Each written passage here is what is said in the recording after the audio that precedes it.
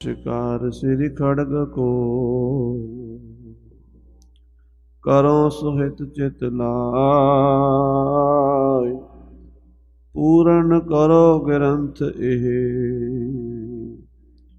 तुम मम हो सहाय। मूक उचरै शास्त्र खट पिंग गिरन चढ़ जाय। अंध लखै बदरो सुनै जो काल कृपा कराय। कहाँ बुद्ध प्रभ तुच्छ हमारी बरन सकै महिमा जो तिहारी। हम न सकत कर सिफत तुम्हारी आप लेहो तुम कथा सुधारी। हम न सकत कर सिफत तुम्हारी आप लेहो तुम कथा सुधारी। वाहिगुरु साहिब जी। एक ओंकार श्री वाहिगुरु जी की फतेह है। श्री मुखवाक पातशाही 10वीं सवैया।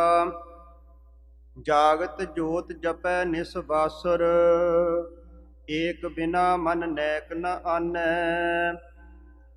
पूर्ण प्रेम प्रीत प्रतीत सजै व्रत घोर मड़ी मट भूल न मानै। तीर्थ दान दया तप संजम एक बिना नह नैक पछानै। पूर्ण जोत जगै घट मैं तब खालस ताहे न खालस जानै। वाहिगुरु जी का खालसा वाहिगुरु जी की फतेह। सतगुरु गरीब नवाज अंतरजामी सच्चे पातशाह जी की साजी नवाजी साध संगत जी। बड़ियां बख्शिशां महाराज सच्चे पातशाह ने कीतियां हैं। श्री गुरु नानक देव जी का पावन प्रकाश उत्सव संगतां ने बड़ी भावना शरधा नाल इस स्थान ते मनाया। विश्व भर विच गुरु नानक नाम लेवा संगतां भावें किसी नगर च कला सिख बैठा है, 1.25 लाख फौज है, तां भी गुरु साहब का गुरपुरब मनाते। ऐसे कई शहर ऐसे नगर हैं, इंडिया विच भी हैं। असी श्री हजूर साहब जी की यात्रा विच कई बार ऐसे नगरां च देखिया भी इक्को एक घर है, पर महाराज की इन्नी किरपा भी सारे शहर नूं लंगर छका दिंदे। कल्ला ही परिवार ते सारे शहर नूं लंगर छका दे। ये गुरु नानक की वडियाई है। सारिਆਂ ने खुशियां लईयां ने गुरु पातशाह जी के प्रकाश दिहाड़े दियां। और अज दे दीवान विच भी अमृत वेले तो साच नाम की अमृत वर्खा गुरु की बाणी का कीर्तन हो रहा सी। हुणे ही आपां सारिਆਂ ने गुरमुख प्यारिਆਂ की रसना तो नाम अभ्यास सरवण कीता। सारी संगतां वाहिगुरु गुरमंत्र का जाप कर रही सन। भाई गुरदास जी का बचन है, वाहिगुरु गुरमंत्र है जप होमै खोई। तू तू करता तू हुआ मुझ में रहा ना हूँ। जब आपा पर का मिट गया जत देखा तत तू। नाम जपण नाल की लाभ हुंदा, जीव दी हौमै मिटदी है। जदों हौमै मिटदी है तो जीव आत्मा परमात्मा च रल जाती है। परमेश्वर और जीव दे विच फर्क सिर्फ हौमै दा ही है। जब हम होते तब तू नाही, अब तू ही मैं नाही। नाम जपण नाल हौमै दा नाश हुंदा है। गुरुदेव सतगुरु अमरदास साहब जी दे बचन ने, हौमै नामै नाल विरोध है, दोए न बसै एक ठाए। जिथे मैं है उथे तू नहीं, जिथे तू है उथे मैं नहीं। जो नाम है तू तू करना सिखा दिंदा। वाहिगुरु तू ही है, तू ही है, तू ही है, तू ही है। कलगीधर पातशाह ने श्री अकाल उस्तत में जाप किया, जलस तू ही, थलस तू ही, बिरछस तू ही, पतस तू ही, अरदस तू ही, उर्दस तू ही, जिमी तू ही, जमा तू ही, मकी तू ही, मकान तू ही, सब तू ही है। जदों तू ही नज़र आ जाए मैं रहिंदी नहीं। तो बड़ी सूखम जी खेड है, गल्लां बातां नाल नहीं हुंदी, गुरु कृपा बहुत जरूरी है। महाराज के चरणों च आपां बैठे, नाम जपिया। हुण इस अस्थान के प्रबंधक साहबाना ने और गुरु की संगतां ने एक फुरना कीता सी कि कलगीधर पिता जी महाराज 10वें पातशाह जी ने जो 33 सवैये उच्चारण किए हैं, इन्हां दा पाठ ते इन्हां दी कथा सरवण की जाए। जिवें श्री गुरु ग्रंथ साहब विच जपजी साहब का महात्म है, इसे तरह श्री दसम ग्रंथ साहब विच जाप साहब का महात्म है। जिवें श्री गुरु ग्रंथ साहब सुखमनी साहब का महात्म है, श्री दसम ग्रंथ साहब विच अकाल उस्तर का महात्म है। जिवें श्री गुरु ग्रंथ साहब च 12 माह है, दसम दे विच भी 12 माह है। और जिवें श्री गुरु ग्रंथ साहब जी दे विच 40 पौड़ियां आनंद साहब जी का महात्म है, इसे तरह दसम पातशाह जी की बाणी विच इन्हां 33 सवैयां का महात्म मन्निया जाता है। इन्हां 33 सवैयां नूं श्री दसम का आनंद ही मन्निया जाता है, क्योंकि इन्हां विच महाराज ने उस आनंद स्वरूप प्रभु का वर्णन बड़े विस्तार नाल कीता। सारी गुरबाणी का एको ही प्रयोजन है, क्योंकि जिन्ना चिर किसी चीज़ का प्रयोजन ना पता लगे, सियाणे उहदे विच परिवृत नहीं हुंदे। ये विद्वानां दा कथन है, नह अनुबंध पछाने जोलो, होए न प्रवृत सुगर नर तौलो। विचार सागर के बचन ने, जिन्ना चिर सानू पता नहीं लगता भी किताब किहड़े विषय की है, असीं उहदे च उहनूं पई है। जिवें डॉक्टरी की किताब है, डॉक्टरी चुकेगा, उन्होंने लोड़ है वह पढ़ेगा। वकालत की किताब है, जिन्हों कानून की लोड़ है वह पढ़ेगा, दूजे नूं की लोड़ है। जिहड़े सबजैक्ट ते कोई ग्रंथ लिखिया गया है, उस सबजैक्ट का गाहक आवेगा तां उस ग्रंथ नूं पढ़ेगा। जिहड़ी गुरबाणी है, इहदा गाहक बनन लई भी सानूं तैयारी रखनी चाहिदी है, तां ही इहदी समझ आएगी। गुरबाणी का गाहक कौन है?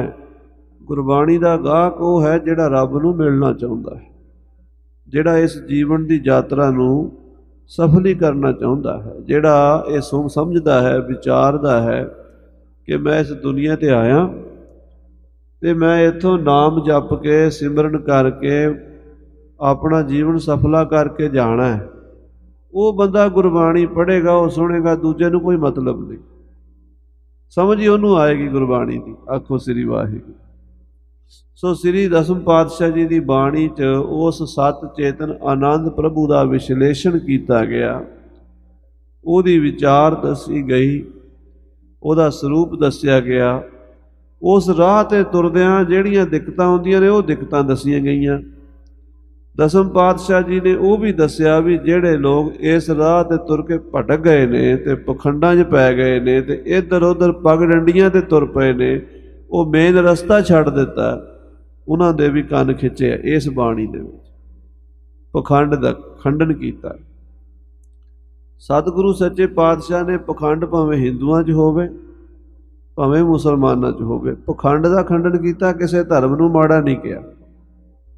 गुरु ग्रंथ साहब जी की बाणी होवे भावें दसम की बाणी होवे, ना तो मुसलमानां दे अकीदे नूं चोट मारी है, ना हिंदुआं दे अकीदे नूं निंदिया। निंदिया किहनूं है? विखावे नूं। महाराज कहते इंसान तू किसी तरह का भी धर्म कर्म कर, रब नूं मिलण लई सच्ची भावना नाल कर, तेरा प्रवान है।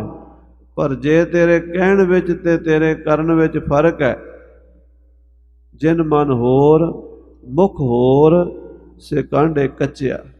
मन विच तां तेरे कपट है, अंदरों तो कुछ होर सोच रहे हैं पर मूँह तो कुछ होर बोल रहे हैं, फिर गल नहीं बननी। उत्थे वो पखंड भावें हिंदुआं विच सी भावें मुसलमानां विच सी, ते इन्हां सवैयां दे विच वो पखंड दा भी जिक्र आना जिहड़ा सिखां 'च आ चुका सी। ਗੁਰੂ ਨਾਨਕ ਸਾਹਿਬ ਦੀ ਬਾਣੀ ਵਿੱਚ, ਗੁਰੂ ਗ੍ਰੰਥ ਸਾਹਿਬ ਜੀ ਦੀ ਬਾਣੀ 'ਚ ਉਸ ਪਖੰਡ ਦਾ ਜ਼ਿਕਰ ਹੈ ਜਿਹੜਾ ਮੁਸਲਮਾਨਾਂ ਵਿੱਚ ਸੀ ਜਾਂ ਹਿੰਦੂਆਂ ਵਿੱਚ ਸੀ, ਪਰ ਦਸਮ ਪਾਤਸ਼ਾਹ ਜੀ ਦੀ ਬਾਣੀ 'ਚ ਉਸ ਪਖੰਡ ਦਾ ਵੀ ਜ਼ਿਕਰ ਹੈ ਜਿਹੜਾ ਸਿੱਖਾਂ ਵਿੱਚ ਆਇਆ ਸੀ। ਇੱਥੇ ਆਏਗਾ, ਹੁਣ ਅੱਗੇ ਸੁਣੋਗੇ ਤੁਸੀਂ। ਤਾਂ ਮੇਰੀ ਬੇਨਤੀ ਹੈ ਵੀ ਇਹ ਬਾਣੀ ਦਸਮ ਪਾਤਸ਼ਾਹ ਕਲਗੀਧਰ ਜੀ ਦੀ ਹੈ। ਬੜੇ ਸਬਰ ਅਤੇ ਸੰਤੋਖ ਨਾਲ ਸੁਣਨਾ, ਹਾਜ਼ਰੀ ਭਰਨੀ, ਇਹ ਸਮਝ ਕੇ ਵੀ ਕਲਗੀਧਰ ਪਾਤਸ਼ਾਹ ਮਹਾਰਾਜ ਦੇ ਵਿਚਾਰਾਂ ਨੂੰ ਸੁਣਨਾ। ਆਪਾਂ ਆਪਣੇ ਵਿਚਾਰ ਨਹੀਂ ਵਿੱਚ ਮਿਲਾਣੇ। ਇਹ ਵੀ ਤੁਸੀਂ ਅਰਦਾਸ ਕਰਿਆ ਜੇ, ਕਿਉਂਕਿ ਮੈਂ ਇੱਕ ਮਹਿਸੂਸ ਕੀਤੀ ਹੈ ਗੱਲ ਕਥਾ ਦੇ ਬਾਰੇ ਵੀ ਜੇ ਸੰਗਤ ਦੀ ਭਾਵਨਾ ਸ਼ੁੱਧ ਹੋਵੇ ਨਾ ਤੇ ਅਰਦਾਸ ਕਰੇ ਕਿ ਮਹਾਰਾਜ ਵਕਤਾ ਉੱਤੇ ਵੀ ਕਿਰਪਾ ਕਰੋ ਅਤੇ ਸਰੋਤਿਆਂ ਦੇ ਵੀ ਕਿਰਪਾ ਕਰੋ, ਤੇ ਫਿਰ ਮਹਾਰਾਜ ਕਿਰਪਾ ਕਰਕੇ ਕਥਾ ਕਰਾ ਲੈਂਦੇ ਆ। 14 ਗੁਣ ਵਕਤਾ ਦੇ ਹਨ, 14 ਹੀ ਸਰੋਤਾ ਦੇ ਹਨ। ਜੇ ਪੂਰੇ ਹੋ ਜਾਣ ਤਾਂ 6ਵੇਂ ਪਾਤਸ਼ਾਹ ਦਾ ਬਚਨ ਹੈ ਵੀ ਉਹ ਕਥਾ ਸੱਚਖੰਡ 'ਚ ਲੈ ਜਾਂਦੀ ਹੈ, ਪਰ ਹੁੰਦੇ ਮੁਸ਼ਕਲ ਹਨ। ਸਰੋਤਾ ਦੇ ਵੀ 14 ਗੁਣ ਅਤੇ ਵਕਤਾ ਦੇ ਵੀ। ਮਹਾਰਾਜ ਕਿਰਪਾ ਕਰਨ, ਕਲਗੀਧਰ ਪਿਤਾ ਜੀ ਮਿਹਰ ਕਰਕੇ ਸਾਡੇ ਅੰਦਰ ਸ਼ਰਧਾ ਪੈਦਾ ਕਰਨ। ਸ਼ਰਧਾ ਬਹੁਤ ਜ਼ਰੂਰੀ ਹੈ। ਸ਼ਰਧਾ ਤੋਂ ਬਿਨਾਂ ਆਪਾਂ ਇੱਥੇ ਹੀ ਨਹੀਂ ਆ ਸਕਦੇ। ਸ਼ਰਧਾ ਹੈ ਤਾਂ ਹੀ ਆਏ ਹਾਂ। ਗੱਲ ਵੀ ਆਪਾਂ ਉਹਦੀ ਸੁਣਾਂਗੇ ਜਿਹਦੇ ਉੱਤੇ ਸ਼ਰਧਾ ਹੋਵੇਗੀ। ਸਾਨੂੰ ਗੁਰੂ ਪਾਤਸ਼ਾਹ 'ਤੇ ਸ਼ਰਧਾ ਹੈ ਅਤੇ ਮਹਾਰਾਜ ਹੋਰ ਸ਼ਰਧਾ ਬਖਸ਼ਣ। ਇਹ ਸਵਈਏ ਪਹਿਲਾਂ 32 ਸਨ। ਦਸਮ ਦੀਆਂ ਜਿਹੜੀਆਂ ਪੁਰਾਣੀਆਂ ਬੀੜਾਂ ਹਨ, ਬਹੁਤੀਆਂ ਹੱਥ ਲਿਖਤ, ਉਹਨਾਂ 'ਚ 32 ਸਵਈਏ ਹਨ। ਕੁਝ ਬੀੜਾਂ 'ਚ 33 ਸਵਈਏ ਆਏ ਹਨ। ਮਹਾਂਪੁਰਸ਼ਾਂ ਤੋਂ ਜੋ ਇਹਦੀ ਭੂਮਿਕਾ ਸੁਣੀ ਹੈ ਵੱਡਿਆਂ ਤੋਂ, 32 ਕਿਉਂ ਹਨ ਅਤੇ 33 ਕਿਵੇਂ ਬਣ ਗਏ? ਜਿਹੜੇ ਪਹਿਲੇ 32 ਸਵਈਏ ਹਨ ਅੱਗੇ ਆਉਣੇ ਆ ਨਾ, ਪਹਿਲੇ ਨੂੰ ਛੱਡ ਕੇ। ਪਹਿਲੇ ਸਵਈਆ ਇਹ 33 ਨੰਬਰ ਦਾ, ਇਹ ਬਾਅਦ ਵਿੱਚ ਰਚਿਆ ਗਿਆ। ਜਿਹੜਾ ਪਹਿਲੇ ਨੰਬਰ 'ਤੇ ਲਿਖਿਆ ਇਹਦੀ ਰਚਨਾ ਬਾਅਦ 'ਚ ਹੋਈ ਹੈ। ਜਿਹੜੇ ਇਸ ਤੋਂ ਅੱਗੇ ਸ਼ੁਰੂ ਹੋਣੇ ਆ ਉਹ ਪਹਿਲਾਂ ਰਚੇ ਗਏ। ਔਰ ਇਹ 32 ਸਵਈਏ ਅੰਮ੍ਰਿਤ ਸੰਚਾਰ ਤੋਂ ਪਹਿਲਾਂ ਰਚੇ ਗਏ। ਜਦੋਂ ਕਲਗੀਧਰ ਜੀ ਨੇ 1699 ਦੀ ਵਿਸਾਖੀ ਨੂੰ ਤਖਤ ਸ੍ਰੀ ਕੇਸਗੜ੍ਹ ਸਾਹਿਬ ਵਿਖੇ ਖਾਲਸਾ ਸਾਜਿਆ ਹੈ, ਉਸ ਤੋਂ ਪਹਿਲਾਂ ਮਹਾਰਾਜ ਨੇ 32 ਸਵਈਏ ਰਚ ਦਿੱਤੇ ਸੀਗੇ। ਇਹ ਜਿਹੜਾ 33ਵਾਂ ਸਵਈਆ ਹੈ, ਇਹ ਉਦੋਂ ਰਚਿਆ ਜਦੋਂ ਖਾਲਸੇ ਦੀ ਸਿਰਜਣਾ ਹੋਈ ਅਤੇ ਖਾਲਸੇ ਦੀ ਮਹਿਮਾ ਮਹਾਰਾਜ ਨੇ ਦੱਸੀ, ਖਾਲਸੇ ਦੀ ਅਵਸਥਾ ਦੱਸੀ। ਫਿਰ ਹਜ਼ੂਰ ਨੇ ਇਹਨੂੰ ਪਹਿਲਾਂ ਪੜ੍ਹਨ ਦੀ ਆਗਿਆ ਦੇ ਦਿੱਤੀ। ਇਸ ਕਰਕੇ ਜਿਹੜੀਆਂ ਬੀੜਾਂ ਲਿਖੀਆਂ ਗਈਆਂ ਦਸਮ ਦੀਆਂ, ਉਹਨਾਂ 'ਚ ਇਹ ਪਹਿਲੇ ਨੰਬਰ 'ਤੇ ਆ ਗਿਆ। 32 ਇਸ ਤੋਂ ਅੱਗੇ ਐਡ ਕੀਤੇ ਗਏ।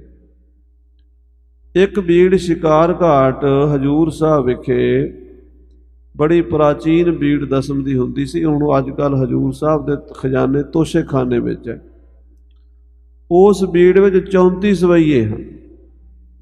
ਸਤਿਕਾਰਯੋਗ ਗਿਆਨੀ ਕਰਤਾਰ ਸਿੰਘ ਜੀ ਮੋਟਾ ਅੱਖਰ ਬਾਬਾ ਗੁਰਬਚਨ ਸਿੰਘ ਜੀ ਦੇ ਵਿਦਿਆਰਥੀ ਸਨ। ਭਿੰਡਰਾਂ ਵਾਲਿਆਂ ਦੇ ਨਿਹੰਗ ਸਿੰਘਾਂ ਦਾ ਸਰੂਪ ਸੀਗਾ। ਬੁੱਢੇ ਦਲ ਵਿੱਚ ਵੀ ਬਹੁਤ ਲੰਮਾ ਸਮਾਂ ਸੇਵਾ ਕੀਤੀ।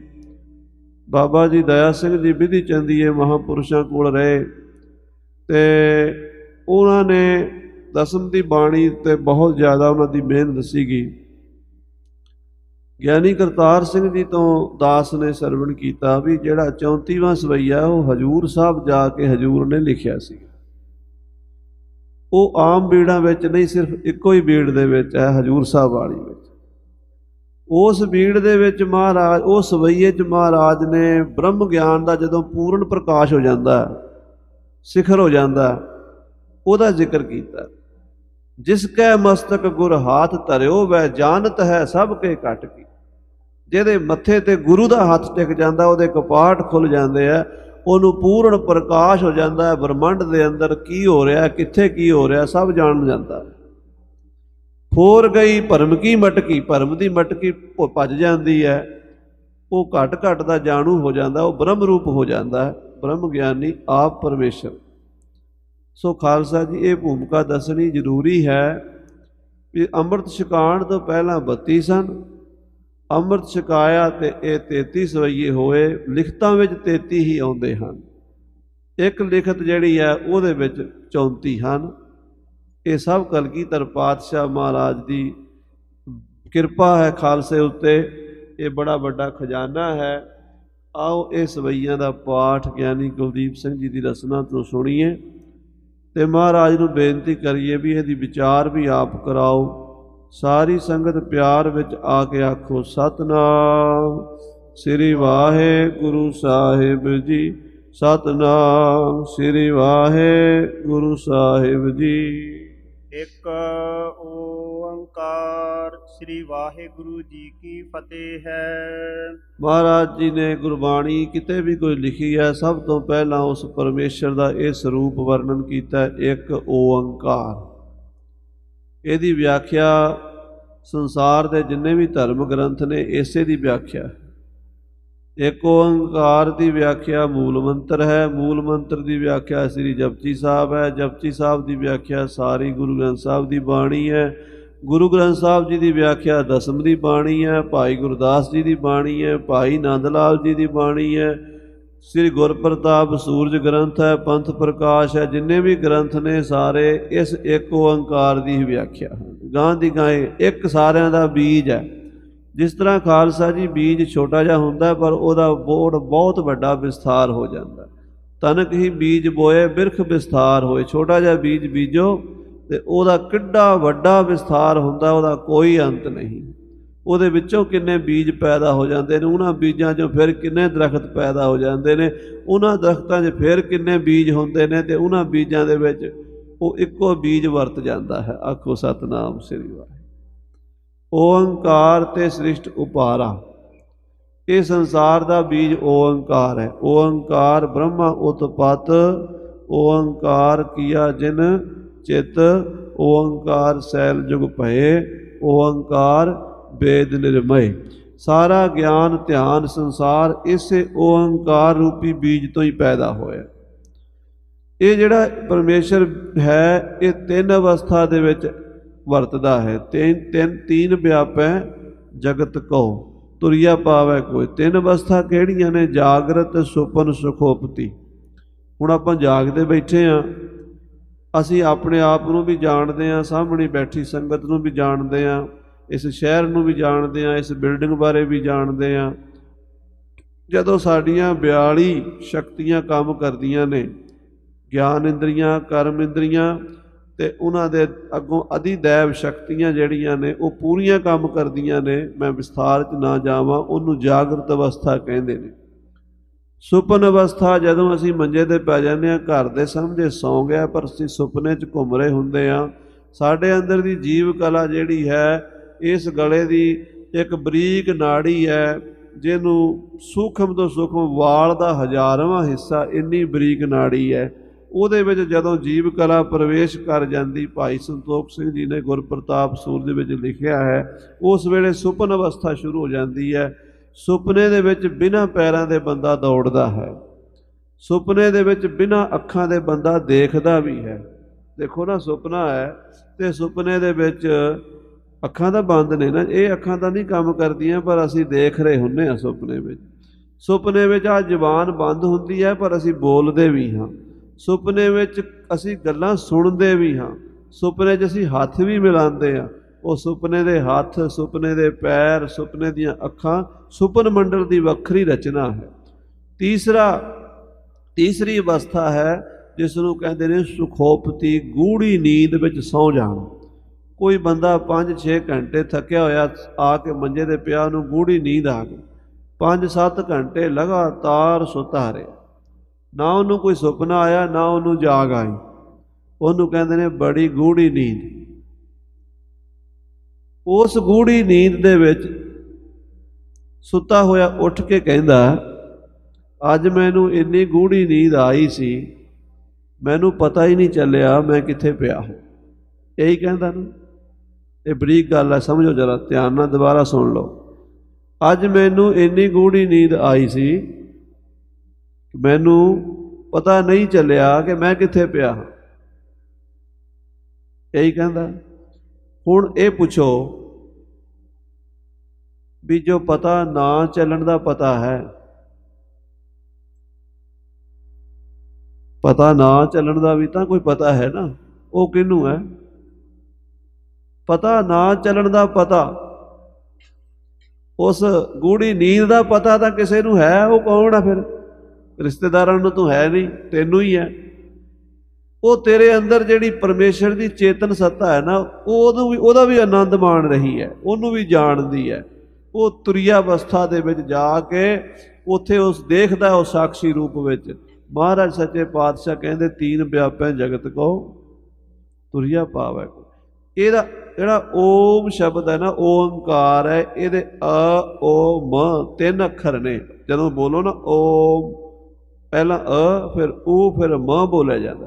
ये तिन्ने अखर जिहड़े ने जागृत सुपन सुखोपति दे साक्षी ने। जागृत विच भी मैं जानदा हाँ, सुपन अवस्था नूं भी मैं जानदा हाँ, और जिहड़ी गूढ़ी नींद का आनंद है वो भी मैं भोगदा हाँ। वो जिहड़ा अंदर बैठा तिन्हां दा साक्षी है, वो ओंकार है। और जिहड़ी उपर कार लगी है, डंडी लगी है, वो उन्हां तिन्हां नूं जानन वाला जिहड़ा तुरिया अवस्था विच परमेश्वर ब्रह्म है, वो मौजूद है। गुरुदेव सच्चे पातशाह महाराज ने सब तो पहला एक ओंकार लिखिया। जदों इस एक ओंकार दे पूरे अर्थ साडे हिरदे 'च वस जाण और साक्षात हो जावे, उदों ब्रह्म ज्ञान की समाप्ति समझो पूर्णता हो जाती है। सो महाराज ने सब तो पहला ये बीज मंत्र एक ओंकार लिखिया है। परमेश्वर एक है, केवल एक है, और सारियां दा सत चेतन आनंद स्वरूप होकर प्रकाश करने वाला है, सारियां दी पालना करने वाला है, सारियां नूं अपने विच लीन करने वाला है। ते श्री वाहिगुरु जी की फतेह है। महाराज सच्चे पातशाह कहते श्री नाम सुभाए मानदा है, जिहदी शोभा होवे उहनूं कहते श्री। श्री नाम माया दा है, आद भवानी ईसरी माया जांको नाम। परमात्मा अपनी माया तो बिना भान नहीं हो सकता संसार दे विच। माया करके ही संसार है, माया करके मैं और तुसी बैठे गल्लां कर रहे हैं, कथा कर रहे हैं। परमेश्वर जे कल्ला होवे फिर ना कोई वक्ता है ना कोई श्रोता है। वो जदों माया दे नाल अपनी माया दे नाल संसार पैदा करता है, इस करके उहदी माया उहदे नाल है। श्री सुभाएमान अथवा वो शक्ति वाला है। वाहिगुरु जी की फतेह। जो परमेश्वर सारियां तो श्रोमणी है और वो सारियां दे अंदर प्रकाश करने वाला है। वाहिगुरु के अर्थ भी भाई साहब संतोख सिंह जी ने बड़े सुंदर किए हैं। वाह वाह वाह पंजाबी का शब्द है। जदों असीं कोई ऐसी चीज़ देखते हाँ जिसनों देख के असीं हैरान हो जाइए, आनंदित हो जाइए, बिस्माद हो जाइए, उदों साडे मूँह तो आपे निकलता वाह वाह वाह वाह वाह जी वाह। भाई संतोख सिंह जी लिखते वाह नाम आश्चर्य को होई। हैरानीजनक कोई गल है ना, जिहड़ी आश्चर्य गल है, जिसनों वेख के बंदे दा मन बुद्धि काम करनों हट जाते हैं तो वह वेखदा ही रह जाता। कोई एक ऐसी चीज़ सामने आ जाती है, कोई ऐसा सीन सामने आ जाता तो अपने मूँह तो वाह वाह वाह वाह वाह निकलता। वो परमात्मा बड़ा आश्चर्य है। जदों ओदी आश्चर्य माया देखते हाँ, ओदा सुंदर स्वरूप देखते हाँ, ओदी जोत का प्रतख दर्शन करते हाँ, तो ओदे दर्शन करके मूँह तो निकलता वाह वाह वाह। वाहो वाहो तिसनो आखिए, वाहो वाहो तिसनो आखिए।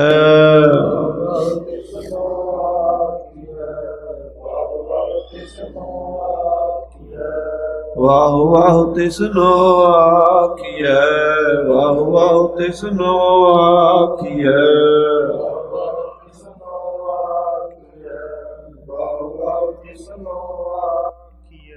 जे गुण दाता मत तीर, गुण दाता मत तीर। गुण दाता मत तीर। उस परमात्मा दे बेअंत गुणां नूं याद करके आखीदा तू वाह है, तू है वाहो तेरी रजाए। कदी गुजरी दी वार दे विच श्री गुरु ग्रंथ साहब जी के 515, 16, 17 अंग ते पढ़ो ਉੱਥੇ ਸਾਧ ਸੰਗਤ ਜੀ ਵਾਹੋ ਵਾਹੋ ਦੀ ਬੜੀ ਵਿਆਖਿਆ ਗੁਰੂ ਅਮਰਦਾਸ ਸਾਹਿਬ ਨੇ ਕੀਤੀ ਹੈ। ਵਾਹੋ ਵਾਹੋ ਤਿਸਨੂੰ ਆਖੀਐ ਜੇ ਸਭ ਮੈਂ ਰਹਿਆ ਸਮਾਏ। ਕੀੜੀ 'ਚ ਵੀ ਓਨਾ ਹੀ ਹੈ ਜਿੰਨਾ ਹਾਥੀ 'ਚ ਹੈ, ਮੱਛਰ 'ਚ ਵੀ ਓਨਾ ਜਿੰਨਾ ਗਰੜ 'ਚ ਹੈ, ਓਨਾ ਹੀ ਰੱਬ ਸਾਧ ਵਿੱਚ ਵਸਦਾ, ਓਨਾ ਹੀ ਚੋਰ 'ਚ ਵਸਦਾ।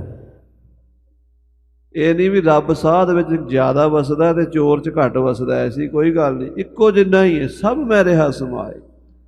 ਵਾਹੋ ਵਾਹੋ ਤਿਸਨੂੰ ਆਖੀਐ ਜੇ ਦੇਂਦਾ ਰਿਜ਼ਕ ਸੰਵਾਹੇ। ਉਹਨੂੰ ਵੀ ਵਾਹ ਵਾਹ ਆਖੀਏ ਜਿਹੜਾ ਹਰ ਜੀਅ ਨੂੰ ਜਿਹੋ ਜਿਹਾ ਖਾਣਾ ਚਾਹੀਦਾ ਉਹੋ ਜਿਹਾ ਦੇ ਦਿੰਦਾ।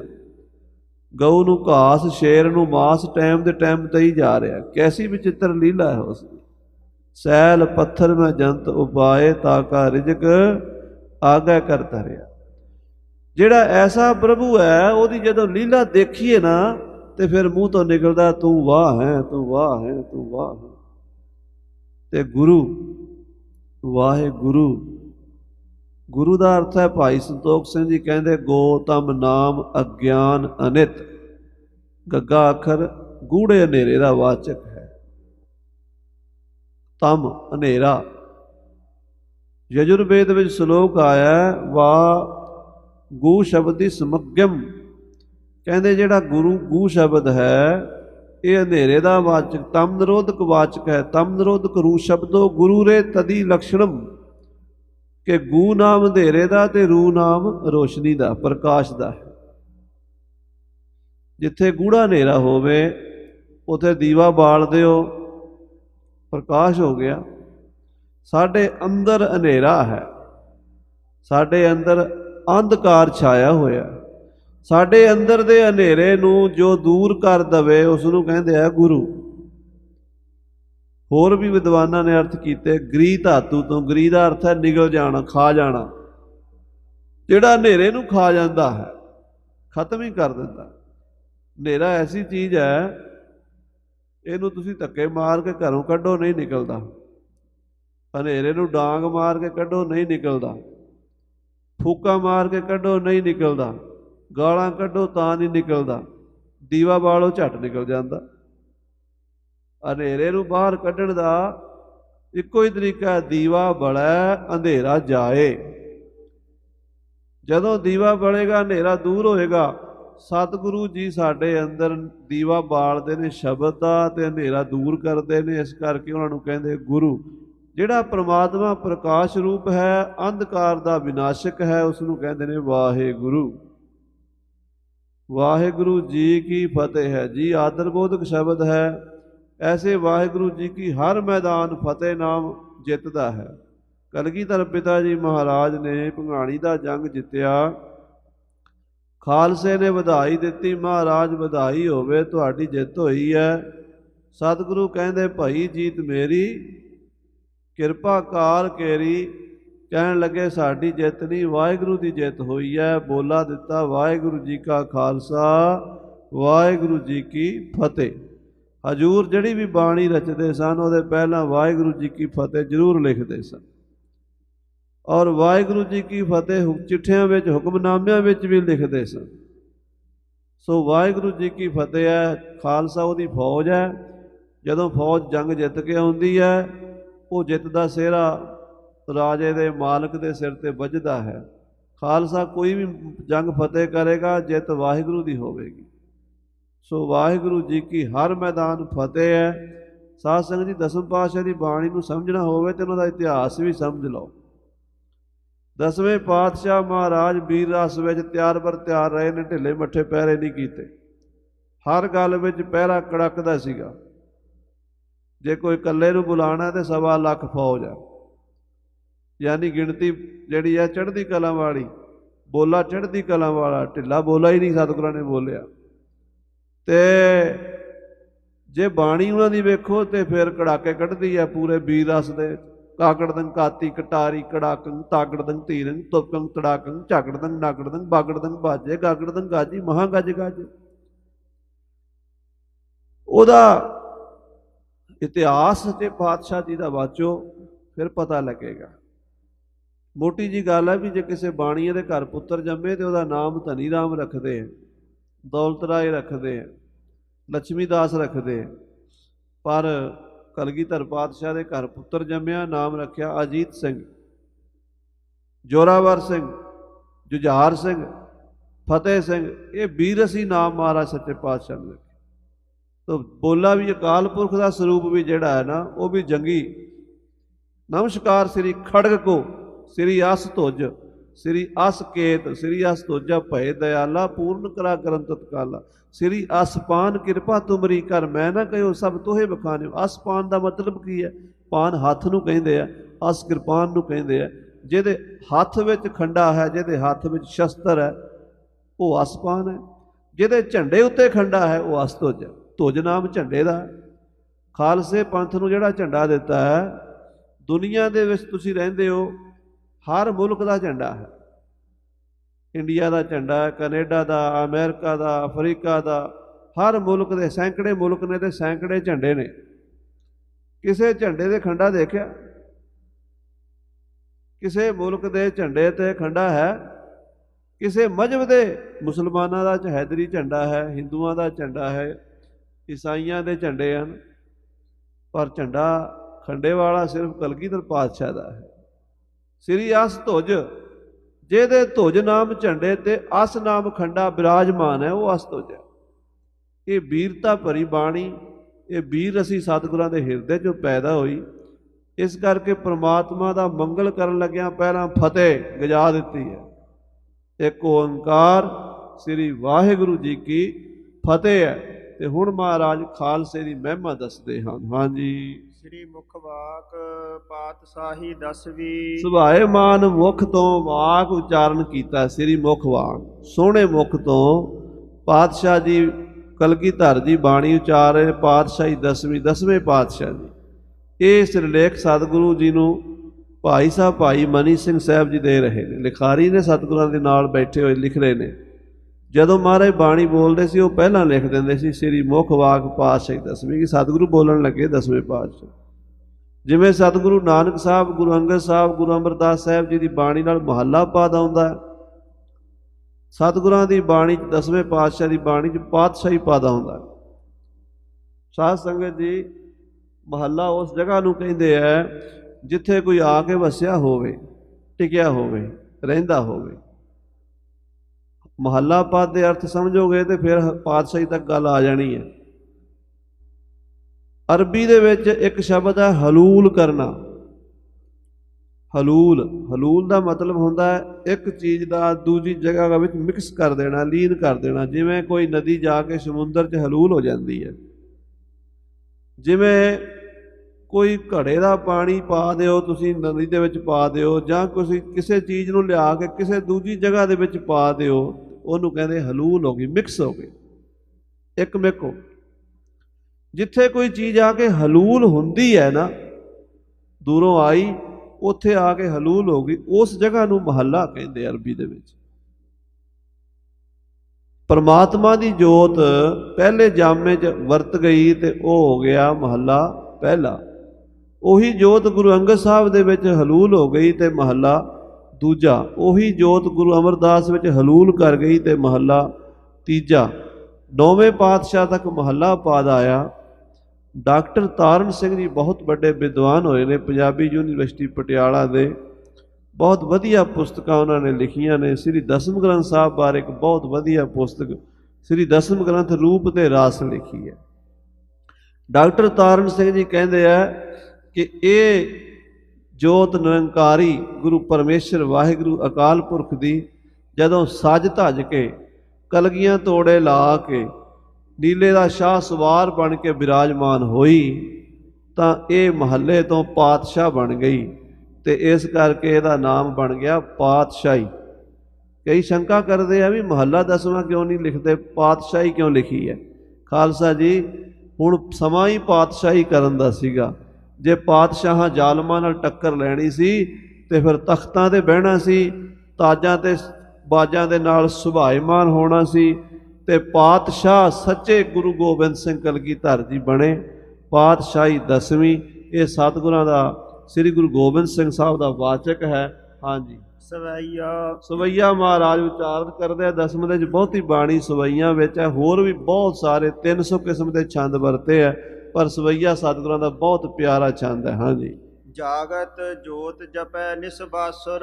ਮਹਾਰਾਜ 10ਵੇਂ ਪਾਤਸ਼ਾਹ ਕਲਗੀਧਰ ਜੀ ਕਹਿੰਦੇ ਖਾਲਸਾ ਇਹੋ ਜਿਹਾ ਹੋਵੇ। ਜਾਗਤ ਜੋਤ ਜਪੈ ਨਿਸਬਾਸੁਰ, ਜਾਗਤ ਜੋਤ ਜਪੈ ਨਿਸਬਾਸੁਰ। ਜਾਗਤ ਜੋਤ ਜਪੈ ਨਿਸਬਾਸੁਰ, ਜਾਗਤ ਜੋਤ ਜਪੈ ਨਿਸਬਾਸੁਰ। ਜਾਗਤ ਜੋਤ ਜਪੈ ਨਿਸਬਾਸੁਰ, ਜਾਗਤ ਜੋਤ ਜਪੈ ਨਿਸਬਾਸੁਰ। ਜਾਗਤ ਜੋਤ ਜਪੈ ਨਿਸਬਾਸੁਰ, ਜਾਗਤ ਜੋਤ ਜਪੈ ਨਿਸਬਾਸੁਰ। ਸੰਤ ਬਾਬਾ ਅਤਰ ਸਿੰਘ ਜੀ ਵਸਤੂਆਣੇ ਵਾਲੇ ਇਸ ਸ਼ਬਦ ਨੂੰ ਏਦਾਂ ਗਾਇਆ ਕਰਦੇ ਸੀ। ਜਪੋ ਖਾਲਸਾ ਜੀ ਤੁਸੀਂ ਜਾਗਦੀ ਜੋਤ ਨੂੰ, ਜਪੋ ਖਾਲਸਾ ਜੀ ਤੁਸੀਂ ਜਾਗਦੀ ਜੋਤ ਨੂੰ। ਖਾਲਸਾ ਜੀ ਤੁਸੀਂ ਜਾਗਦੀ ਜੋਤ ਨੂੰ, ਜਪੋ ਖਾਲਸਾ ਜੀ ਤੁਸੀਂ ਜਾਗਦੀ ਜੋਤ ਨੂੰ। ਜਪੋ ਖਾਲਸਾ ਜੀ ਤੁਸੀਂ ਜਾਗਦੀ ਜੋਤ ਨੂੰ, ਜਪੋ ਖਾਲਸਾ ਜੀ ਤੁਸੀਂ ਜਾਗਦੀ ਜੋਤ ਨੂੰ। ਜਪੋ ਖਾਲਸਾ ਜੀ ਤੁਸੀਂ ਜਾਗਦੀ ਜੋਤ ਨੂੰ, ਜਪੋ ਖਾਲਸਾ ਜੀ ਤੁਸੀਂ ਜਾਗਦੀ ਜੋਤ ਨੂੰ। ਜਾਗਤ ਜੋਤ ਜਪੈ ਨਿਸਬਾਸੁਰ, ਜਾਗਤ ਜੋਤ ਜਪੈ ਨਿਸਬਾਸੁਰ। ਨਿਸਬਾਸੁਰ, ਜਾਗਤ ਜੋਤ ਜਪੈ ਨਿਸਬਾਸੁਰ। ਨੇਸਰ ਕਹਿੰਦੇ ਰਾਤ ਨੂੰ, ਬਾਸਰ ਕਹਿੰਦੇ ਦਿਨ ਨੂੰ। ਦਿਨ ਰਾਤ ਉਹ ਅਕਾਲ ਪੁਰਖ ਦੀ ਜੋਤ ਜਗਦੀ ਹੈ। ਆਖੋ ਸਤਿਨਾਮ ਸ੍ਰੀ ਵਾਹਿਗੁਰੂ। ਉਹ ਜੋਤ ਅਖੰਡ ਜੋਤ ਹੈ, ਪ੍ਰਤੱਖ ਜੋਤ ਹੈ, ਸਾਰਿਆਂ ਵਿੱਚ ਬਿਰਾਜਮਾਨ ਜੋਤ ਹੈ। ਉਹ ਜੋਤ ਨਾ ਕਿਸੇ ਨੇ ਜਗਾਈ ਹੈ ਤੇ ਨਾ ਕਿਸੇ ਤੋਂ ਬੁਝਾਈ ਜਾਣੀ ਹੈ। ਥਾਪਿਆ ਨਾ ਜਾਏ, ਕੀਤਾ ਨਾ ਹੋਏ, ਆਪੇ ਆਪ ਨਿਰੰਜਨ ਸੋਏ।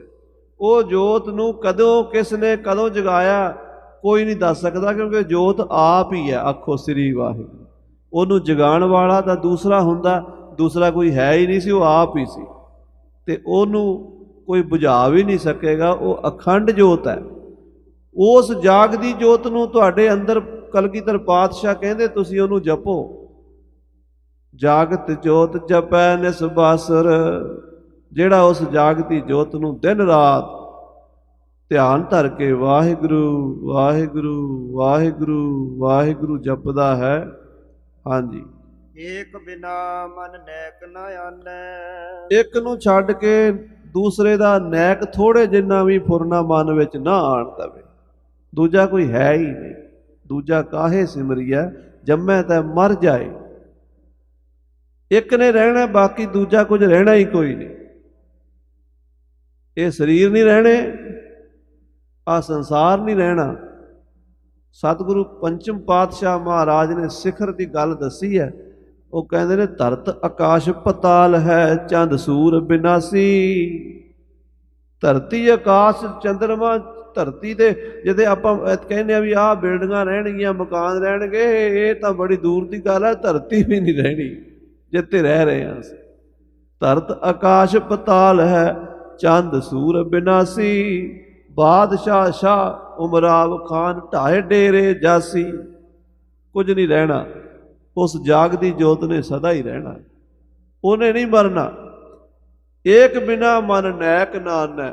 ਉਹ ਜਿਹਨੇ ਸਦਾ ਰਹਿਣਾ, ਉਹਨੂੰ ਛੱਡ ਕੇ ਝੂਠੇ ਦਾ ਕਿਉਂ ਫੁਰਨਾ ਕਰੀਏ, ਕਿਉਂ ਮਾਣ ਕਰੀਏ।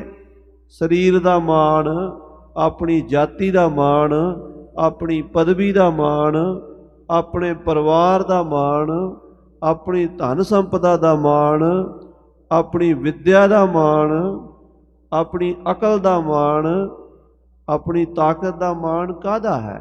ਕੱਖ ਵੀ ਨਹੀਂ। ਆਖੋ ਸ੍ਰੀ ਵਾਹਿਗੁਰੂ।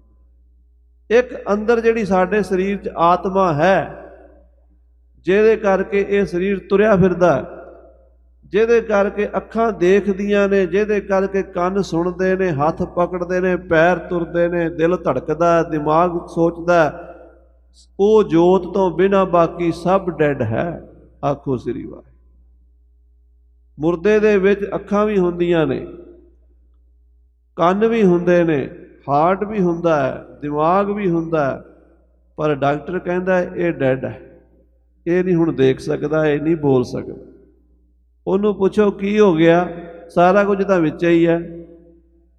ਕਹਿੰਦਾ ਵਿੱਚੇ ਸਾਰਾ ਕੁਝ ਹੈ, ਪਰ ਜਿਹਦੇ ਕਰਕੇ ਕੰਮ ਕਰਦੀ ਸੀ ਮਸ਼ੀਨਰੀ ਉਹ ਚਲਾ ਗਿਆ। ਉਹ ਜੋਤ ਅਕਾਲ ਪੁਰਖ ਦੀ, ਉਸ ਜੋਤ ਨੂੰ ਛੱਡ ਕੇ ਇਹ ਬੰਦੇ ਤੂੰ ਬਾਕੀ ਚੀਜ਼ਾਂ ਵੱਲ ਧਿਆਨ ਦੇ ਰਿਹਾ। ਅੱਜ ਸਾਰਿਆਂ ਦਾ ਸਾਡਾ ਧਿਆਨ ਸਰੀਰ ਵੱਲ ਵੀ ਹੈ, ਪਰਿਵਾਰ ਵੱਲ ਵੀ ਹੈ, ਪਦਾਰਥਾਂ ਵੱਲ ਵੀ ਹੈ, ਪਰ ਉਸ ਪ੍ਰਤੱਖ ਜੋਤ ਵੱਲ ਨਹੀਂ ਹੈ। ਉਹ ਜੋਤ ਵੱਲ ਸਾਡਾ ਧਿਆਨ ਨਹੀਂ ਜਾ ਰਿਹਾ। ਉਹ ਜੋਤ ਸਾਡੇ ਅੰਦਰ ਹੈ। ਮਹਾਰਾਜ ਕਹਿੰਦੇ ਉਹ ਅਕਾਲ ਪੁਰਖ ਦੀ ਜਾਗਦੀ ਜੋਤ ਨੂੰ ਛੱਡੋ ਨਾ, ਤੇ ਝੂਠੇ ਪਦਾਰਥਾਂ ਨੂੰ ਆਪਣੇ ਮਨ ਵਿੱਚ ਨਾ ਲਿਆਓ।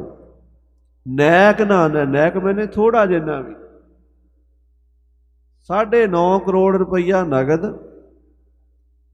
ਹੀਰੇ ਮੋਤੀ ਸੋਨਾ ਚਾਂਦੀ ਦਾ ਕੋਈ ਹਿਸਾਬ ਨਹੀਂ, ਸੋਨੇ ਦੇ ਬਰਤਨ, ਸੁਨਹਿਰੀ ਸ਼ਸਤਰ, ਤੇ ਕਹਿੰਦੇ ਜਿੱਡਾ ਬਹੁਤ ਉੱਚਾ ਪਹਾੜ ਹੁੰਦਾ ਐਨਾ ਕੱਪੜਿਆਂ ਦਾ ਢੇਰ ਸੀਗਾ, ਮਲਮਲ ਦੇ, ਰੇਸ਼ਮ ਦੇ, ਪਸ਼ਮੀਨੇ ਦੇ।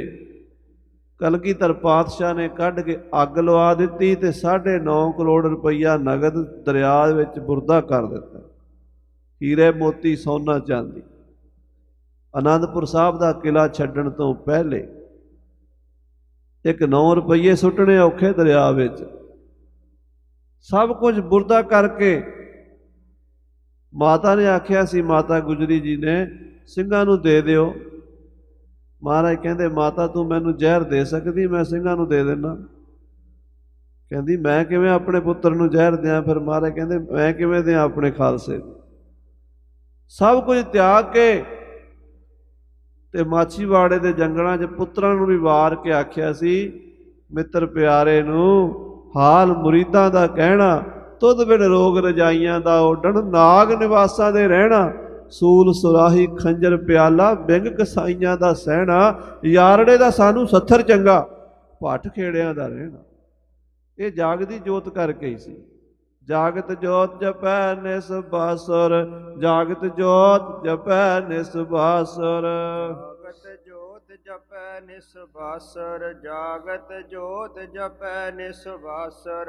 ਏਕ ਬਿਨਾ ਮਨ ਨੈਕ ਨ ਆਨੈ, ਏਕ ਬਿਨਾ ਮਨ ਨੈਕ ਨ ਆਨੈ। ਏਕ ਬਿਨਾ ਮਨ ਨੈਕ ਨ ਆਨੈ, ਏਕ ਬਿਨਾ ਮਨ ਨੈਕ ਨ ਆਨੈ। ਇੱਕ ਉਸ ਪਰਮ ਪਿਤਾ ਪ੍ਰਮਾਤਮਾ ਵਾਹਿਗੁਰੂ ਅਕਾਲ ਪੁਰਖ ਤੋਂ ਬਿਨਾ ਆਪਣੇ ਮਨ ਵਿੱਚ ਕਿਸੇ ਚੀਜ਼ ਦਾ ਮੋਹ ਨਾ ਲਿਆਵੇ, ਕਿਸੇ ਵਸਤੂ ਦਾ ਵੀ ਉਹਦੇ ਉੱਤੇ ਮਨ ਦੇ ਉੱਤੇ ਅਸਰ ਨਾ ਪਵੇ, ਉਹ ਖਾਲਸਾ ਹੈ। ਹਾਂਜੀ, ਪੂਰਨ ਪ੍ਰੇਮ ਪ੍ਰਤੀਤ ਸਜੈ। ਮਹਾਰਾਜ 10ਵੇਂ ਪਾਤਸ਼ਾਹ ਕਹਿੰਦੇ ਆ ਉਹਦੀ ਵਾਹਿਗੁਰੂ ਨਿਰੰਕਾਰ ਅਕਾਲ ਪੁਰਖ ਦੇ ਨਾਲ ਪੂਰਨ ਪ੍ਰੀਤੀ ਹੋਵੇ, ਪੂਰਨ ਪ੍ਰੇਮ।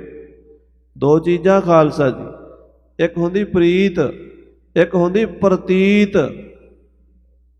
ਪ੍ਰੀਤ ਹੁੰਦੀ ਹੈ ਪਿਆਰ, ਪ੍ਰਤੀਤ ਹੁੰਦੀ ਭਰੋਸਾ। ਕਈਆਂ ਨਾਲ ਅਸੀਂ ਪ੍ਰੀਤ ਕਰਦੇ ਹਾਂ, ਕਈਆਂ ਦੇ ਅਸੀਂ ਪ੍ਰਤੀਤ ਕਰਦੇ। ਕਿਸੇ ਨਾਲ ਪ੍ਰੀਤ ਕਰਦੇ ਹਾਂ, ਜ਼ਰੂਰੀ ਨਹੀਂ ਵੀ ਉਹਦੇ ਤੇ ਪ੍ਰਤੀਤ ਵੀ ਕਰਦੇ ਹੋਈਏ। ਪ੍ਰੀਤ ਤਾਂ ਹੈ ਬੱਚੇ ਤੇ, ਮੇਰਾ ਬੱਚਾ ਹੈ ਬੜਾ ਪਿਆਰਾ, ਪਰ ਉਹਨੂੰ 500 ਦਾ ਨੋਟ ਨਹੀਂ ਫੜਾਵਾਂਗੇ, ਪਾੜ ਨਾ ਸੁੱਟੇ, ਇਹਦਾ ਕੀ ਭਰੋਸਾ, ਨਿਆਣਾ ਗਵਾ ਨਾ। ਪ੍ਰੇਮ ਤਾਂ ਹੈ ਪਰ ਭਰੋਸਾ ਕੋਈ ਨਹੀਂ। ਨਿਆਣਾ ਬੱਚਾ ਬੇਸਮਝ ਹੈ, ਸੁੱਟ ਦੇਗਾ, ਗਵਾ ਦੇਗਾ। ਕਿਸੇ ਸਿਆਣੇ ਬੰਦੇ ਤੇ ਭਰੋਸਾ ਹੈ, ਜ਼ਰੂਰੀ ਨਹੀਂ ਵੀ ਉਹਦੇ ਨਾਲ ਪਿਆਰ ਹੋਵੇ। ਬੰਦਾ ਠੀਕ ਹੈ ਕੰਮ ਦਾ, ਆਪਾਂ ਆਪਣਾ ਕੰਮ ਕਢਾ ਲਈਏ, ਆਪਾਂ ਕਿਉਂ ਪ੍ਰੇਮ ਕਰੀਏ ਉਹਦੇ ਨਾਲ? ਪਰ ਗੁਰੂ ਸਾਹਿਬ ਕਹਿੰਦੇ ਆ ਇੱਕ ਤਰਫੀ ਗੱਲ ਨਹੀਂ ਬਣਨੀ, ਦੋਵੇਂ ਚਾਹੀਦੀਆਂ। ਉਸ ਪਰਮੇਸ਼ਰ ਨਾਲ ਤੇਰਾ ਪ੍ਰੇਮ ਵੀ ਸਿਖਰਾਂ ਦਾ ਹੋਵੇ ਤੇ ਉਹਦੇ ਤੇ ਭਰੋਸਾ ਵੀ ਹੋਵੇ ਵੀ ਸਦਾ ਮੇਰੇ ਅੰਗ ਸੰਗ ਹੈ। ਆਖੋ ਸ੍ਰੀ ਵਾਹਿਗੁਰੂ। ਪੂਰਾ ਵਿਸ਼ਵਾਸ ਹੋਵੇ ਕਿ ਉਹ ਪਰਮੇਸ਼ਰ ਮੇਰੇ ਨਾਲ ਹੈ। ਪੂਰਨ ਪ੍ਰੇਮ ਪ੍ਰਤੀਤ ਸਜੈ ਵਰਤ। ਕਈ ਸੰਪਰਦਾਇ ਦੋਵੇਂ ਤਰ੍ਹਾਂ ਦੇ ਅਰਥ ਤੇ ਵਿਸਰਾਮ ਲਾਏ ਗਏ। ਕਹਿੰਦੇ ਐਸਾ ਵਰਤ ਧਾਰਨ ਕਰ ਲਵੇ। ਕੈਸਾ ਵਰਤ ਧਾਰਨ ਕਰ ਲਵੇ? ਪ੍ਰੀਤ ਔਰ ਪ੍ਰਤੀਤ ਦਾ, ਪਰਮੇਸ਼ਰ ਦੇ ਨਾਲ ਪ੍ਰੇਮ ਕਰਨ ਦਾ ਵਰਤ, ਭੁੱਖੇ ਰਹਿਣ ਦਾ ਵਰਤ ਨਹੀਂ ਹੈ। ਵੀ ਆਪਾਂ ਅੱਜ ਸੋਮਵਾਰ ਹੈ ਵਰਤ ਰੱਖ ਲਿਆ, ਮੰਗਲਵਾਰ ਹੈ ਵਰਤ ਰੱਖ ਲਿਆ, ਪੂਰਨਮਾਸ਼ੀ ਹੈ ਵਰਤ ਰੱਖ ਲਿਆ। ਪਰ ਨਹੀਂ, ਵਰਤ ਰੱਖਣਾ ਤਾਂ ਪ੍ਰੇਮ ਦਾ ਰੱਖ, ਵਰਤ ਰੱਖਣਾ ਹੈ ਤਾਂ ਭਰੋਸੇ ਦਾ ਰੱਖ, ਵਾਹਿਗੁਰੂ ਤੇ ਭਰੋਸਾ ਰੱਖ। ਐਸੇ ਮਹਾਂਪੁਰਸ਼ ਹੋਏ ਬਾਬਾ ਨੰਦ ਸਿੰਘ ਜੀ ਮਹਾਰਾਜ, ਕਹਿੰਦੇ ਵੀ ਭਰੋਸਾ ਸੀ ਰੱਬ ਤੇ ਰੋਟੀ ਭੇਜੇਗਾ ਤੇ ਖਾਵਾਂਗੇ, ਨਹੀਂ ਤੇ ਬੈਠੇ ਆਪਣੇ ਚੁੱਲ੍ਹੇ ਤੇ ਨਹੀਂ ਪਕਾਈ। ਭਾਵੇਂ ਅੱਜ ਅਸੀਂ ਰੀਸਾਂ ਤੇ ਕਰ ਲੈਂਦੇ ਹਾਂ ਉਹਨਾਂ ਦੀਆਂ, ਪਰ ਪਹਿਲਾਂ ਟੈਲੀਫੋਨ ਕਰ ਦਿੰਦੇ ਆ ਵੀ ਅਸੀਂ ਬੈਠੇ ਆ ਰੋਟੀ ਭੇਜ ਦਿਆ ਜੇ। ਉਹ ਗੱਲ ਹੋਰ ਹੈ, ਉਹਨਾਂ ਨੇ ਟੈਲੀਫੋਨ ਤਾਂ ਨਹੀਂ ਕੀਤਾ, ਉਹਨਾਂ ਤੇ ਬੈਠੇ ਆ ਵੀ ਆਏਗਾ ਪਰਮੇਸ਼ਰ ਤੇ ਖਾਵਾਂਗੇ। ਕੈਸੇ ਮਹਾਂਪੁਰਸ਼ਾਂ ਦੀਆਂ ਖੇਡਾਂ। ਭਰੋਸਾ ਵੀ ਹੋਵੇ ਤੇ ਵਿਸ਼ਵਾਸ ਤੇ ਫਿਰ ਨਾਲ ਪ੍ਰੇਮ ਹੋਵੇ ਉਹਦੇ ਨਾਲ, ਐਸਾ ਵਰਤ ਹੋਵੇ। ਹਾਂਜੀ, ਗੋਰ ਮੜੀ ਮਟ ਭੂਲ ਨਾ ਮੰਨੈ। ਗੋਰਾਂ ਮੜੀਆਂ ਮਟਾਂ ਨੂੰ ਭੁੱਲ ਕੇ ਵੀ ਨਾ ਮੰਨੇ, ਕਿਉਂਕਿ ਜਿਹੜੀਆਂ ਆਪ ਹੀ ਮੜੀਆਂ ਹਨ ਸਾਡਾ ਕੀ ਸਵਾਰਨਗੀਆਂ। ਕਬਰਾਂ ਮੜੀਆਂ, ਮਹਾਰਾਜ ਕਹਿੰਦੇ ਇੱਕ ਮੜੀਆਂ ਕਬਰਨ ਵੇ ਜਾਹੀ, ਦੁਹਨ ਮੇ ਪਰਮੇਸ਼ਰ ਨਾਹੀ। ਹਿੰਦੂ ਮੜੀਆਂ ਨੂੰ ਪੂਜੀ ਜਾਂਦੇ, ਮੁਸਲਮਾਨ ਕਬਰਾਂ ਨੂੰ। ਰੱਬ ਦੋਵਾਂ ਵਿੱਚ ਹੀ ਨਹੀਂ ਹੈ। ਉਹ ਰੱਬ ਤੇ ਬੰਦੇ ਦੇ ਵਿੱਚ ਹੈ। ਬੰਦੇ ਨੂੰ ਤੇ ਮਾਰ ਦਿੰਦੇ ਆ ਫਟਾਫਟ, ਚੱਕ ਦਿਓ ਫੱਟੇ ਦੇ, ਇਹਨੂੰ ਮਾਰ ਦਿਓ, ਵੱਢ ਦਿਓ। ਜਿਹਦੇ ਵਿੱਚ ਵਾਹਿਗੁਰੂ ਵਸਦਾ ਉਹਨੂੰ ਮਾਰ ਦਿਓ, ਤੇ ਜਿੱਥੇ ਮਿੱਟੀ ਹੈ ਉਹਨੂੰ ਪੂਜੀ ਜਾਓ। ਕੈਸੀ ਅਨੋਖੀ ਦੁਨੀਆ ਦੀ ਚਾਲ ਹੈ। ਮਹਾਰਾਜ ਕਹਿੰਦੇ ਮੇਰਾ ਖਾਲਸਾ ਮੜੀਆਂ ਕਬਰਾਂ ਤੇ ਸਿਰ ਨਾ ਝੁਕਾਵੇ, ਭੁੱਲ ਕੇ ਵੀ ਨਾ। ਉਹ ਜਾਗਦੀ ਜੋਤ ਆ ਸ੍ਰੀ ਗੁਰੂ ਗ੍ਰੰਥ ਸਾਹਿਬ ਮਹਾਰਾਜ ਜਾਗਦੀ ਜੋਤ ਹੈ। ਅਕਾਲ ਪੁਰਖ ਵਾਹਿਗੁਰੂ ਦਾ ਪ੍ਰਕਾਸ਼ ਹੈ ਇਹਦੇ ਵਿੱਚ। ਇਸ ਜਾਗਦੀ ਜੋਤ ਨੂੰ ਛੱਡ ਕੇ ਬੜੀਆਂ ਕਬਰਾਂ ਤੇ ਭੁੱਲ ਕੇ ਵੀ ਨਾ ਜਾਵੇ। ਤੀਰਥ ਦਾਨ ਦਇਆ ਤਪ ਸੰਜਮ, ਏਕ ਬਿਨਾ ਨਹਿ ਨੈਕ ਪਛਾਨੈ। ਇੱਕ ਵਾਹਿਗੁਰੂ ਨੂੰ ਛੱਡ ਕੇ ਹੋਰ ਕਿਸੇ ਨੂੰ ਥੋੜਾ ਜਿੰਨਾ ਵੀ ਨਾ ਪਛਾਣੇ ਭਾਵਨਾ ਨਾਲ। ਮਹਾਰਾਜ ਜਿਵੇਂ ਕਹਿੰਦੇ ਨਾ ਕਿ ਕਾਨ ਸੁਣੇ ਪਹਿਚਾਨ ਨਾ ਤਿੰਨ ਸੋ, ਮੈਂ ਕੰਨਾਂ ਨਾਲ ਜ਼ਰੂਰ ਸੁਣਿਆ ਪਰ ਮੇਰੀ ਉਹਨਾਂ ਨਾਲ ਜਾਣ ਪਛਾਣ ਕੋਈ ਨਹੀਂ। ਤੀਰਥ ਦਾਨ ਦਇਆ ਤਪ ਸੰਜਮ, ਇਹਦੇ ਦੋ ਅਰਥ ਖਾਲਸਾ ਜੀ, ਕਿਉਂਕਿ ਅਵਸਥਾ ਦੇ ਮੁਤਾਬਕ ਅਰਥ ਹੁੰਦੇ ਆ। ਇੱਕ ਨਿਸ਼ੇਧ ਪੱਖ ਤੋਂ ਹੁੰਦੇ, ਇੱਕ ਵਿਧੇਯ ਪੱਖ ਤੋਂ ਹੁੰਦੇ। ਨਿਸ਼ੇਧ ਪੱਖ ਤੋਂ ਅਰਥ ਇਹ ਹੈ ਵੀ ਗੁਰੂ ਕਾ ਖਾਲਸਾ ਫੋਕਟ ਤੀਰਥਾਂ ਦੇ ਉੱਤੇ ਭਟਕ ਕੇ ਆਪਣਾ ਸਮਾਂ ਨਾ ਖਰਾਬ ਕਰੇ। ਦਾਨ ਹੰਕਾਰੀਆਂ ਵਾਲਾ, ਮੈਂ ਇੰਨਾ ਦਾਨੀ ਆ, ਮੈਂ ਸੋਨਾ ਦਾਨ ਕੀਤਾ, ਮੈਂ ਚਾਂਦੀ ਦਾਨ ਕੀਤੀ, ਮੈਂ ਆਹ ਦਾਨ ਕੀਤਾ, ਗੁਰਦੁਆਰਿਆਂ 'ਚ ਮੈਂ ਇੰਨੇ ਪੱਖੇ ਲਵਾਏ, ਇੰਨੇ ਕੂਲਰ ਲਵਾਏ, ਇਹੋ ਜਿਹਾ ਵਿਖਾਵੇ ਦਾ ਦਾਨ ਨਾ ਕਰੇ। ਔਰ ਕਰੜਾ ਤਪ, ਸਰੀਰ ਨੂੰ ਕਸ਼ਟ ਦੇਣ ਵਾਲਾ ਤੇ ਵਿਖਾਵੇ ਦੀ ਦਇਆ ਤੇ ਵਿਖਾਵੇ ਦਾ ਸੰਜਮ ਨਾ ਕਰੇ, ਵਿਖਾਵੇ ਦਾ ਨਾ ਕਰੇ। ਇਹਨਾਂ ਵੱਲ ਧਿਆਨ ਨਾ ਦੇਵੇ, ਇੱਕ ਪਰਮੇਸ਼ਰ ਨਾਲ ਜੁੜ ਜਾਵੇ। ਦੂਜਾ ਵਿਧੇਯ ਪੱਖ ਤੋਂ ਅਰਥ ਹੈ, ਕਿਉਂਕਿ ਬਾਣੀ ਸਾਰੇ ਪੱਖਾਂ ਤੋਂ ਪ੍ਰਕਾਸ਼ ਪਾਉਂਦੀ ਹੈ। ਤੀਰਥ ਦਾਨ ਦਇਆ ਤਪ ਸੰਜਮ, ਖਾਲਸੇ ਦਾ ਇਹੀ ਤੀਰਥ ਹੈ, ਇਹੀ ਦਾਨ ਹੈ, ਇਹੀ ਤਪ ਹੈ, ਇਹੀ ਦਇਆ ਹੈ, ਇਹੀ ਸੰਜਮ ਹੈ ਕਿ ਉਹ ਇੱਕ ਅਕਾਲ ਪੁਰਖ ਨਾਲ ਜੁੜ ਜਾਵੇ। ਤੀਸਰਾ ਅਰਥ ਹੈ ਕਿ ਖਾਲਸਾ ਤੀਰਥ ਤੇ ਜਾਵੇ। ਸ੍ਰੀ ਅੰਮ੍ਰਿਤਸਰ ਸਾਹਿਬ, ਹਜੂਰ ਸਾਹਿਬ, ਹੇਮਕੁੰਟ ਸਾਹਿਬ, ਕਿੰਨੇ ਪਾਵਨ ਤੀਰਥ ਨੇ ਜਿੱਥੇ ਜਾਣਾ ਜ਼ਰੂਰੀ ਹੈ। ਤਪ, ਅੰਮ੍ਰਿਤ ਵੇਲੇ ਉੱਠਣਾ, ਇਸ਼ਨਾਨ ਕਰਨਾ, ਇਹ ਤਪ ਹੈ। ਜਦੋਂ ਨੀਂਦ ਆਉਂਦੀ ਹੈ ਵੀ ਚਲੋ ਹੋਰ ਘੜੀ ਸੌਂ ਲਈਏ, ਉਦੋਂ ਉੱਠਣਾ ਤਪ ਹੈ। ਗੁਰਦੁਆਰੇ ਵਿੱਚ ਜਾ ਕੇ ਮੀਂਹ ਕਣੀ ਪੈਂਦਾ ਹੋਵੇ, ਗੁਰੂ ਘਰ ਦੇ ਜੋੜੇ ਝਾੜਨੇ, ਸੇਵਾ ਕਰਨਾ ਤਪ ਹੈ। ਸਤਿਗੁਰ ਗੁਰ ਸੇਵਾ ਤਪਾਂ ਸਿਰ ਤਪਸਾਰ, ਗੁਰੂ ਦੀ ਸੇਵਾ ਤਪਾਂ ਚੋਂ ਸ੍ਰੇਸ਼ਟ ਤਪ ਹੈ। ਕਹਿੰਦੇ ਇਹ ਸਾਰਾ ਕੁਝ ਕਰਦਿਆਂ ਹੋਇਆਂ, ਜਿਵੇਂ ਭਗਵਾਨ ਕ੍ਰਿਸ਼ਨ ਜੀ ਗੀਤਾ 'ਚ ਕਹਿੰਦੇ, ਅਰਜਨ ਸ਼ੁਭ ਕਰਮ ਕਰ ਤੂੰ, ਕਰਮ ਨਹੀਂ ਛਡਾਇਆ ਪਰ ਕਰਮ ਮੈਨੂੰ ਸੌਂਪ ਦੇ। ਵੀ ਮੈਂ ਨਹੀਂ ਕਰ ਰਿਹਾ, ਵਾਹਿਗੁਰੂ ਤੇਰਾ ਹੀ ਹੈ, ਤੇਰਾ ਤੁਝ ਕੋ ਸੌਂਪ ਤੇ ਕਿਆ ਲਾਗਾ ਮੇਰਾ। ਕਰਮ ਦੇ ਫਲ ਦੀ ਇੱਛਾ ਤਿਆਗ, ਕਿ ਮੈਨੂੰ ਕਰਮ ਦਾ ਫਲ ਮਿਲੇ, ਇਹ ਭਾਵਨਾ ਛੱਡ ਦੇ। ਤਾਂ ਸ੍ਰੀ ਕਲਗੀਧਰ ਪਾਤਸ਼ਾਹ ਕਹਿੰਦੇ ਉਹਦਾ ਕੀਤਾ ਹੋਇਆ ਤੀਰਥ ਸਫਲ ਹੈ। ਉਹਦਾ ਕੀਤਾ ਹੋਇਆ ਦਾਨ, ਦਾਨ ਤੋਂ ਰੋਕਿਆ ਨਹੀਂ। ਅੱਜ ਕੱਲ੍ਹ ਸਾਡਾ ਪ੍ਰਚਾਰ ਇਹੋ ਜਿਹਾ, ਇੱਕ ਪਾਸੇ ਤੁਰ ਪੈਂਦੇ ਆ, ਦਾਨ ਦਾ ਖੰਡਨ ਕਰੇ ਤੇ ਦਾਨ ਦਾ ਗੁਰੂ ਘਰ 'ਚ ਹੈ ਹੀ ਨਹੀਂ। ਗੁਰੂ ਕਹਿ ਰਹੇ ਹੋ ਜੇ ਗੁਰੂ ਘਰ ਦੇ ਵਿੱਚ ਲੰਗਰ ਪ੍ਰਸ਼ਾਦ ਦੀ ਸੇਵਾ ਨਾ ਕਰਾਂਗੇ, ਕਿਵੇਂ ਗੁਰੂ ਕੇ ਲੰਗਰ ਚੱਲਣਗੇ? ਸੇਵਾ ਵੀ ਤਾਂ ਕਰਨੀ ਹੈ। ਪਰ ਉਹਦਾ ਹੰਕਾਰ ਨਾ ਹੋਵੇ ਵੀ ਮੈਂ ਦਾਨੀ ਆ, ਬਲਕਿ ਇਦਾਂ ਸੌਂਪੇ ਵੀ ਤੇਰਾ ਤੈਨੂੰ ਦੇ ਰਿਹਾ, ਤੇਰਾ ਤੁਝ ਕੋ ਸੌਂਪਤੇ, ਮੇਰਾ ਕੁਝ ਨਹੀਂ। ਐਸੀ ਭਾਵਨਾ ਨਾਲ ਜੋ ਸੌਂਪ ਕੇ ਦਾਨ ਕਰੇ ਉਹਦਾ ਦਾਨ ਵੀ ਸਫਲ।